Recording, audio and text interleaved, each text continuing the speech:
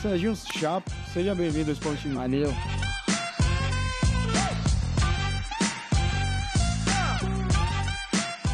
Para começar, eu queria que você contextualizasse um pouco, né? Como é que surgiu essa paixão do Serginho pelo futebol, pelo futsal?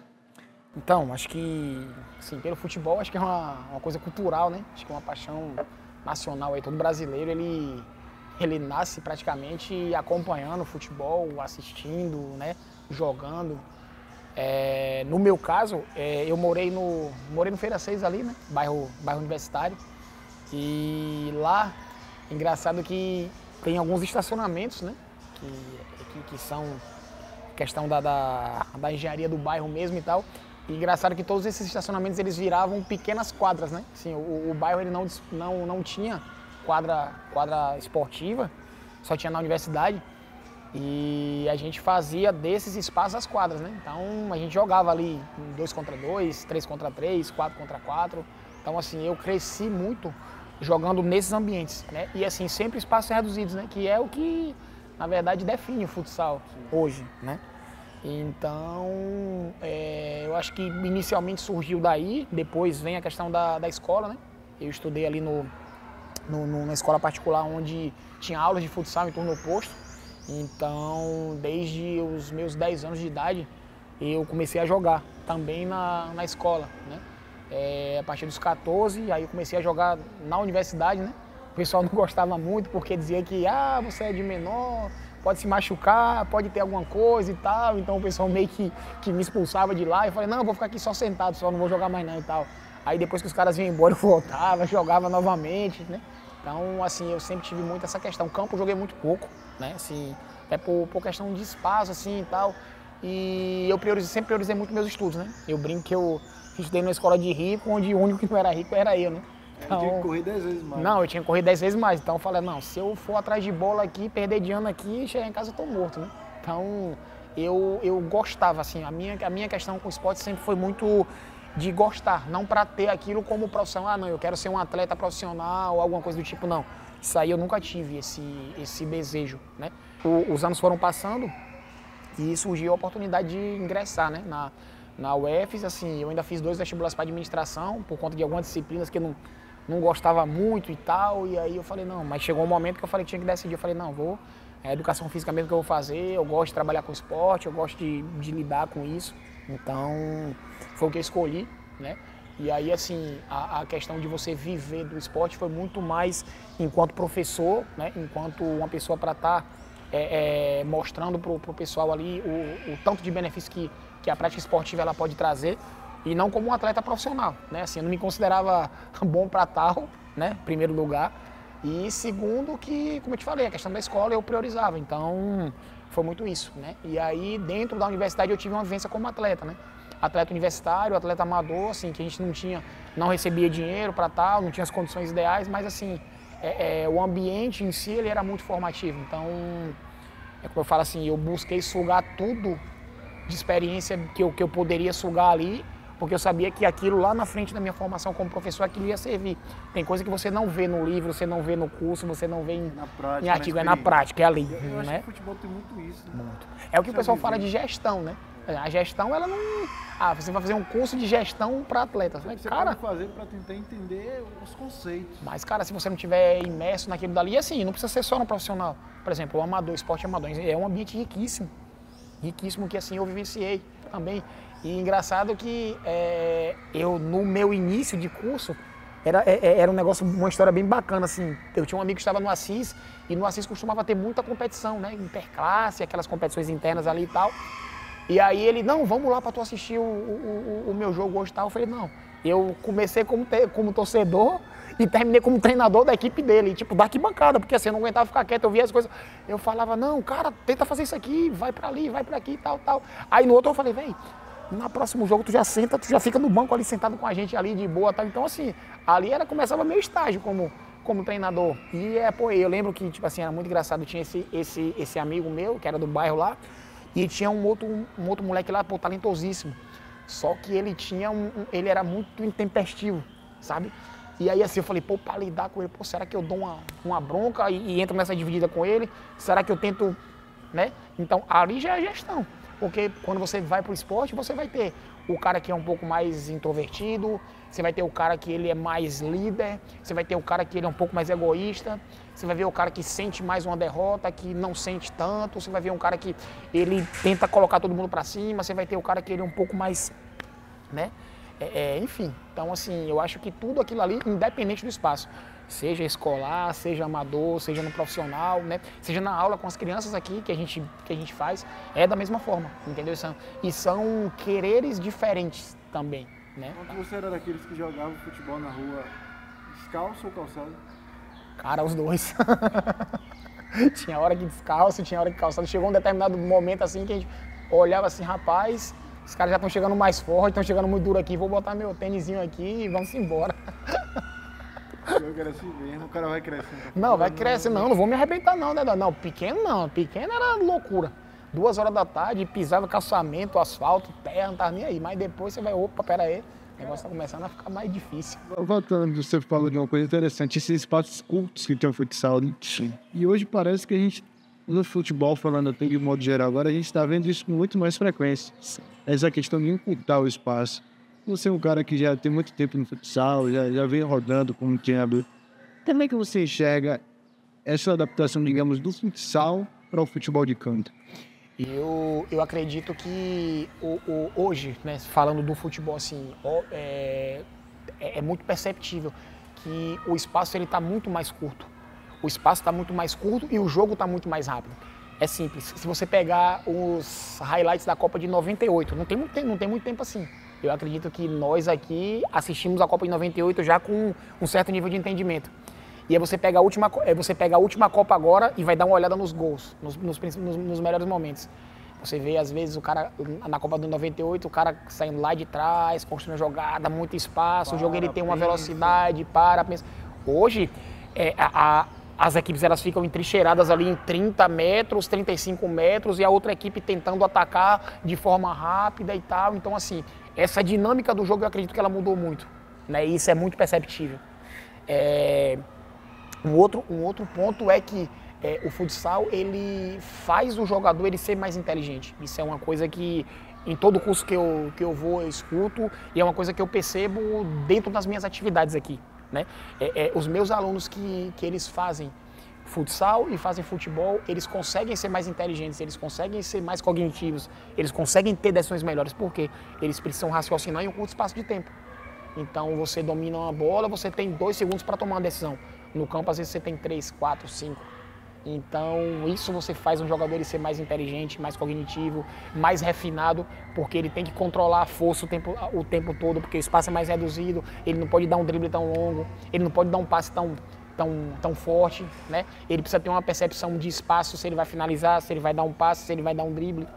Então, eu acredito que, independente da posição, da função que ele está fazendo dentro de quadro ou campo, eu acho que o futsal ele traz muito isso para o jogador, né? Então assim, a gente tem vários exemplos aí, né? Vários exemplos, todos os dias se mostra um jogador que hoje ele faz sucesso, quando você vai pegar a história dele lá atrás, na iniciação, ele jogou futsal. Os clubes agora estão fazendo, Vitória já implantou, o Bahia já implantou, o FSA aqui em Feira também tem o futsal e várias equipes também, Sul, Sudeste, né? O futsal no Nordeste, inclusive, é muito forte. Quando você vai subindo a região Nordeste aqui, Sergipe, Pernambuco, Paraíba, Ceará, muito forte, muito competitivo. O brasileiro agora de equipes que começou esse ano agora, né? Você tem muitas equipes do Nordeste aí e muitas equipes muito fortes, inclusive que tiveram jogadores convocados agora para um evento que a seleção brasileira vai participar. Então, eu acredito que o Nordeste em si é um celeiro também. Eu vi um vídeo seu até comentando, né? Fazendo umas análises táticas da seleção brasileira. A gente tenta. Tenta não, saiu muito bem. Ia ver os comentários. Queria que você analisasse um pouco, né? O que você achou da seleção brasileira no Mundial? Claro que foi do êxito, não é mais fácil até falar, mas qual a sua análise? Cara, então, vamos começar primeiro pelo onde não tivemos êxito, entre aspas, que foi no Mundial passado, né? Então, assim, a seleção ela teve muitos problemas no ciclo passado, até por conta da pandemia também. O futsal ele foi muito prejudicado, né? Na pandemia, né? Até por ser um esporte jogado em ambientes fechados e tal. Então, assim, teve uma restrição grande, assim, não teve aquele apelo para voltar tão rapidamente como voltou o campo, né? Mesmo com a questão de não ter torcida, né? E todos os protocolos a serem seguidos, porém, o futsal ele se prejudicou muito, né? Então, assim, eu assistindo alguns jogos do ciclo passado e desse ciclo agora, assim, eu vi uma seleção muito mais bem preparada, né? Muito mais bem preparada. Até porque o ciclo do ano passado, assim, o Mundial era para acontecer em 2020, não aconteceu por conta da pandemia, então teve todos esses problemas, né? Problema de lesão e tal, que a gente teve nesse ciclo também. Mas, assim, eu senti uma seleção muito mais experiente, né? Os jogadores, eles muito mais conectados, assim, com o propósito. Inclusive, eu estava falando isso ontem. É incrível que, assim, jogadores, né, que jogaram na seleção. O Diego, que, pô, é um cara ídolo no Barcelona. O Arthur, que é ídolo no Benfica, né? O Marcel, que foi artilheiro da última Liga Espanhola.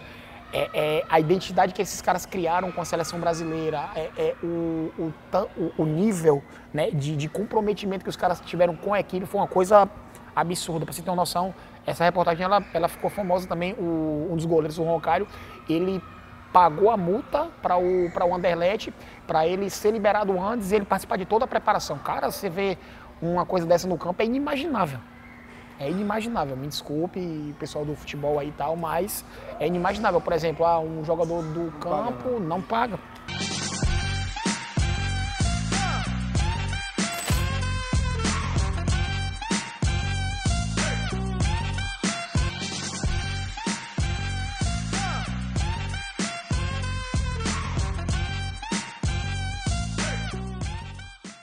Como é o cenário do futsal que você avalia aqui em Feira e a nível Brasil também?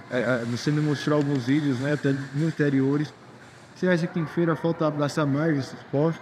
A questão do futsal aqui na cidade, eu acho que, assim, é preciso principalmente voltar a ter mais competições, né? Eu acho que, por exemplo, no escola a gente tem 2 competições de grande nome, fortíssimas, né? A gente tem o Intercol aí, a gente tem o GESP, que são 2 meses cada aí de competição intensa, de muito envolvimento da comunidade feirense, inclusive. E no adulto a gente tem muito pouca coisa. Então, por exemplo, a gente agora mesmo, lá no Fênix, está saindo para Irará para jogar uma competição lá, porque aqui em Feira não teve nenhuma competição adulto, né? Então, é muito complexo isso, né? Então, assim, como é que a gente vai motivar os atletas para estarem participando e tal? E a questão de divulgação é um ponto que eu sempre bato sempre. Então, vai ter uma competição, precisa ser divulgada.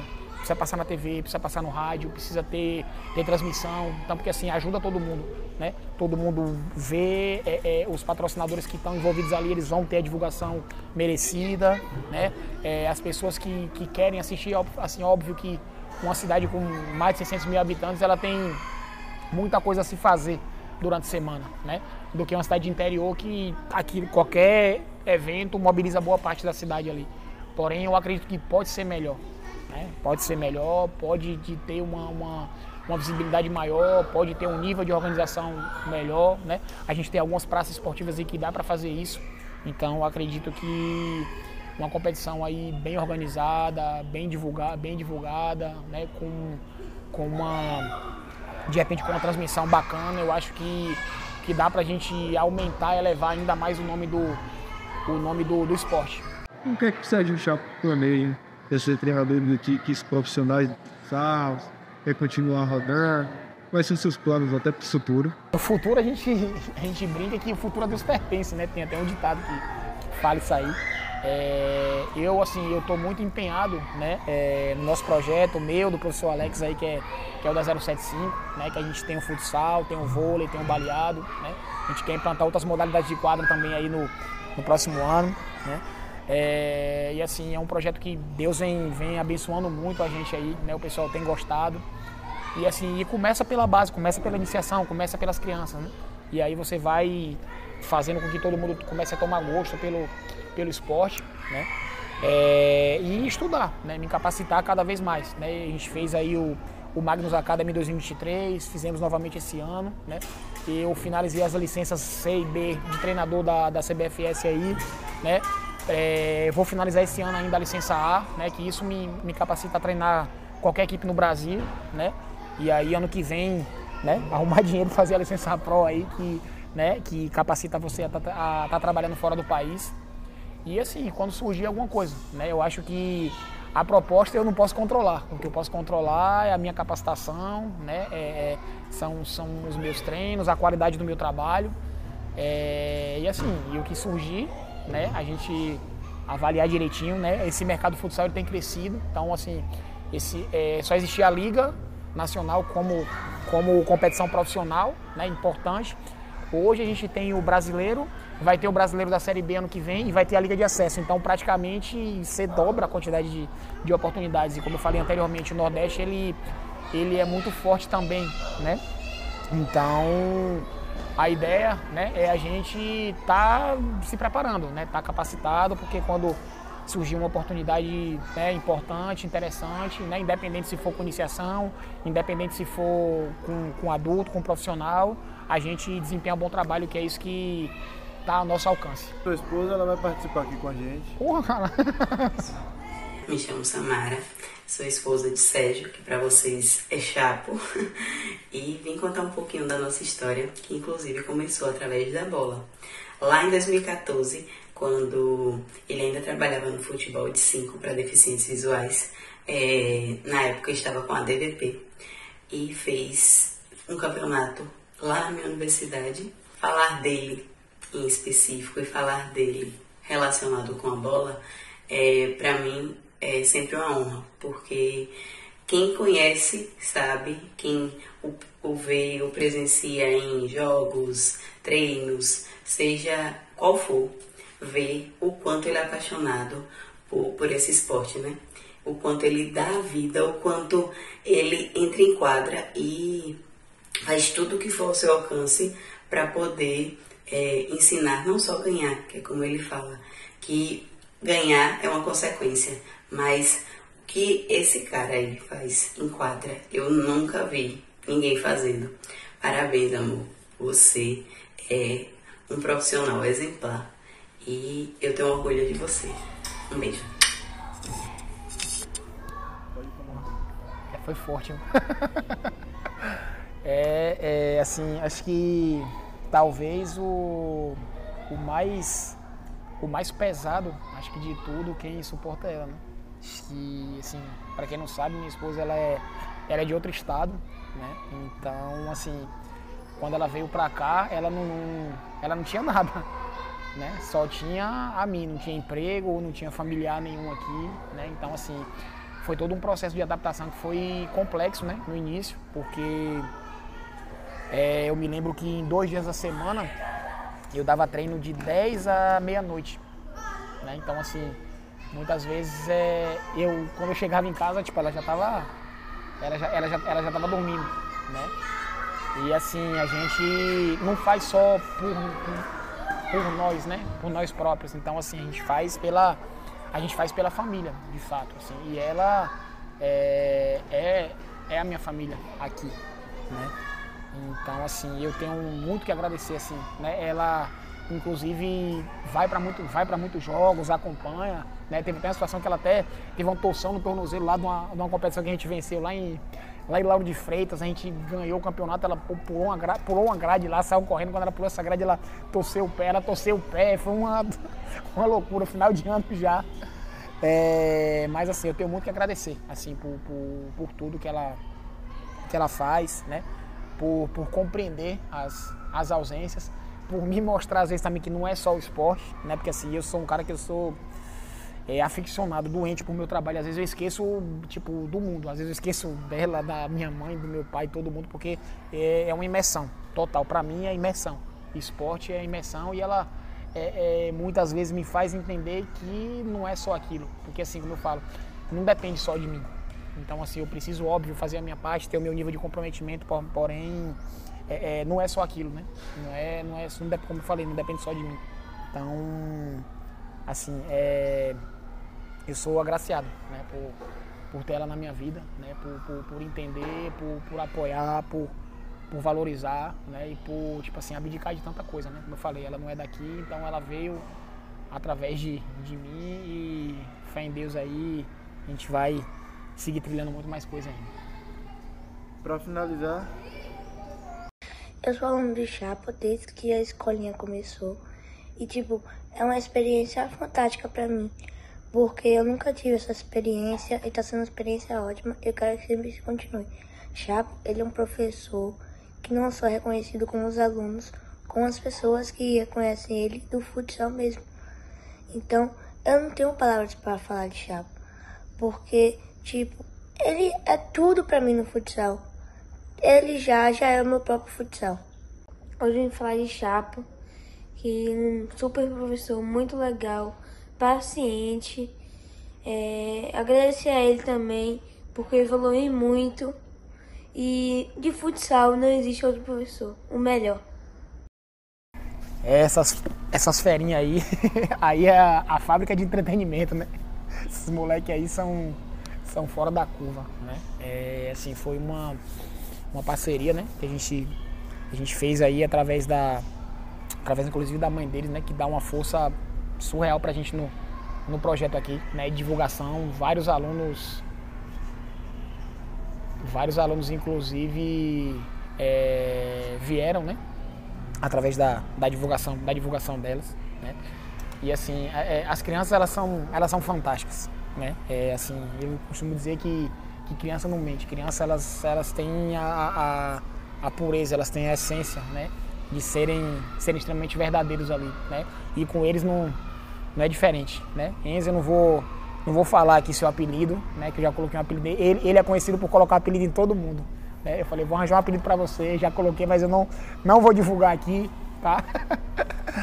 E o Luigi também, assim, é um menino, eles são um doce de criança, assim, aproveita até para, no caso, estender isso, né, para os nossos outros alunos também, né, que assim, os meninos, eles são assim, de uma dedicação, de um respeito, de uma pureza fantástica. E a pureza, ela perpassa por tudo isso, né, ela perpassa pelo menino ser danado na aula, pra ele às vezes te dar um trabalho, de você dar uma bronca e tal, e quando eu sair, ele fala, professor, tchau, até semana que vem, sabe, então...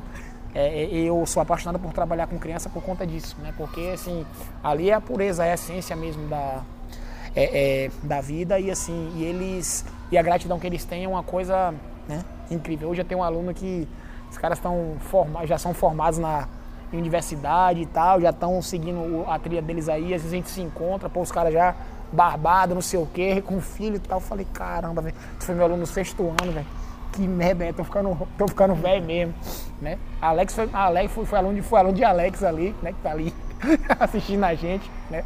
E tipo assim, hoje a gente trabalha junto, então o esporte ele vem para agregar, né? De uma maneira geral. Então, mandar um abração aí para o Enzinho, pro Luigi, né? E estender, né, esse abraço coletivo aí a todos os alunos, né? Da 075, do Asas, dos meus atletas aí do Fênix, do FSA, né? Toda a galera aí, porque é um trabalho em conjunto. Sem os atletas, se eles escutarem tua ideia e não executarem, não adianta de muita coisa, não tem evolução, não tem trabalho, não tem nada. Então, abraço, beijo no coração de todos aí. Valeu. Pessoal, o Esporte Resenha dessa semana tá ficando por aqui. A gente tem um encontro marcado na próxima. Beijão!